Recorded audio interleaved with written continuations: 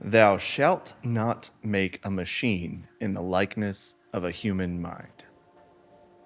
That's the first commandment from the Orange Catholic Bible in the Dune series by Frank Herbert, and it's starting to make more sense to me. I've gone from sort of AI curious to this idea of a nuanced acceptance to now a full on hatred of AI. And I wanted to explain that journey to you. Yeah. And hey, everyone, I'm Josh. I've been a tattoo artist for over 8 years, and now I'm in the process of building a fantasy art portfolio as I transition careers to something more mobile friendly for my family. So, AI, where did I start on the topic? I mean, honestly, when it first started entering the scene with Midjourney, I thought it looked really cool. And I thought, hey, I could use that to generate thumbnails for compositions and take those into like a really nice polish with my own skills. And when ChatGPT came around, I thought, hey, I can use that for like article or video outlines and then fill it in with my language. And then, I can use it for proofreading my own work. It started off really nice like that. I started lightly using AI for a lot of the little menial tasks through my day-to-day routines. And I considered using it for more. But I never wanted to be lazy with AI. I slowly developed what I thought was a really responsible approach, and I called this the nuanced version of AI use. And the rule was pretty simple. Don't depend on AI. Don't use it to think for me or create for me. Use it as a tool to reduce the friction to better thinking. That's what I thought it would be really brilliant for. And when it came to art, I wanted to use it as a way to develop master studies, like, what if Leyendecker were a fantasy artist? It was a way for me to explore things like shape design inspired by the masters with the subject matter of my choosing. And then I could analyze that, do a master study from a generated image, and add those ideas to my personal repertoire. Now, with ChatGPT, I could use it, for instance, to argue counterpoints with a friendly conversation opponent. After all, it's really hard to find a friendly oppositional conversation partner anymore. With the incredibly polarized political views being expressed by everyone, it's really difficult to find someone who is both willing to spar and potentially change their views. I mean, hell, I'm open to the possibility of changing my position based on new information, and AI is a perfect example of that idea. But that's not the norm. Most people want to win an argument instead of be less wrong. So that was another use for AI, civil discourse. And, it was still great for proofreading and maybe as a writing assistant, right? Well, maybe not. It turns out humans look for the path of least resistance.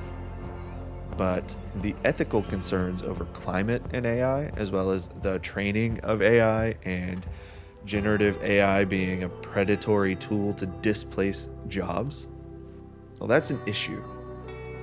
It's an issue that I can't look past because we're creating our own competition, and to hell with the ethics of it all.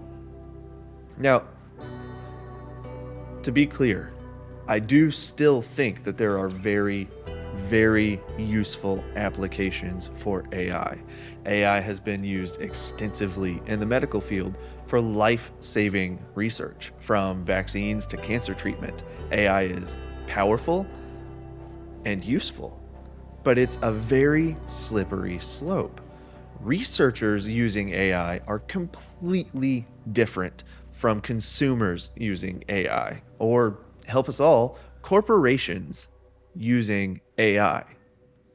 Yeah, fuck those guys. But really, I'm ranting. I'm ranting now. The bottom line is that I'm not sure when it happened, but we slipped down this AI slope and hit a bunch of rocks pretty fucking hard.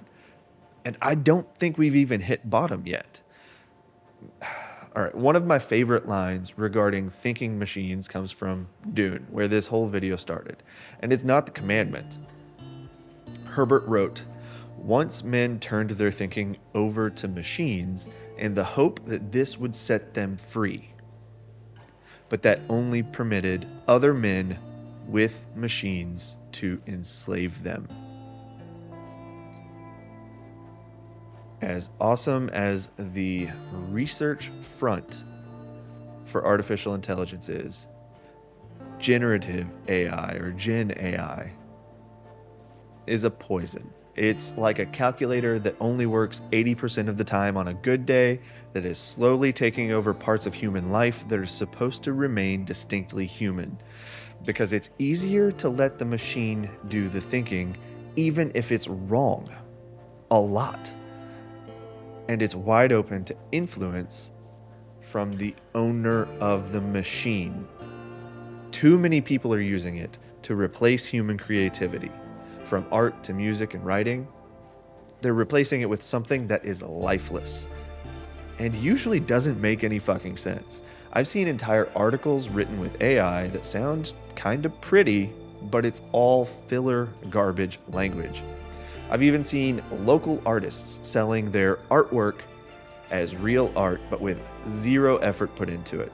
And AI was used frequently in the last US election to spread misinformation or to depict a certain candidate as a hero in absolutely absurd situations. But really, my personal breaking point in this battle came when I was looking for references for a piece of art for a client.